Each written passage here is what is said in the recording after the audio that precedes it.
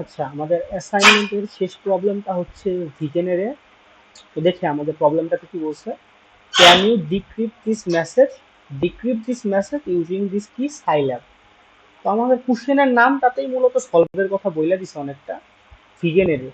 তো আচ্ছা, এই এনক্রিপশন প্রসেসটা কি, ডিক্রিপশন প্রসেসটা কি? ভিজেনারি ডিক্রিপশন প্রসেসটা অনেকটা ওই লেটার সাবস্টিটিউশন প্রসেসের মতোই, অনেকটা আমরা আগে যেটা পড়ছি রড 13, কিন্তু রড 13 কি আমাদের ফিক্স করা থাকতো যে এ রিপ্লেস হবে তার 13 ঘর পরের ওয়ার্ড দিয়ে, বি রিপ্লেস হবে তার 13 ঘর পরে এটা দিয়ে। তো ভিজেনারি সাইফারের ক্ষেত্রে একটা এক্সট্রা কি জিনিস থাকে, একটা কি থাকে। তো কিটা ডিটারমাইন করে যে আমাদের এই সাবস্টিটিউশনের ইনক্রিমেন্ট বা ডিক্রিমেন্টটা কয় ঘর পর পর্যন্ত হবে। যেমন রড 13-এ 13 ঘর ফিক্স ছিল, কিন্তু এইখানে ভিগেনারেতে ফিক্সড না। এটা কি দ্বারা নির্ধারিত হয়? নির্দিষ্ট কি দ্বারা নির্ধারিত হয়। যেমন আমাদের এই মেসেজটা ডিক্রিপ্ট করার জন্য কি দিয়ে দেওয়া হচ্ছে, সাইল্যাব। তো আমরা আমাদের মেসেজটা বের করি, মেসেজটা ওপেন করলাম, তাহলে মেসেজটা কপি করি। তো আমরা চাইলে এটা হাতেও করতে পারি, কিন্তু আমরা অনলাইন টুল ইউজ করবো, সাইবার শেফে ইউজ করলাম ইনপুটটা, দেন আমরা হচ্ছে ভিগেনারে।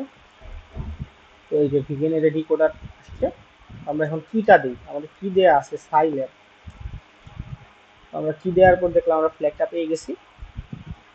ফ্ল্যাগটা কপি করে দেখি কাজ করে কিনা।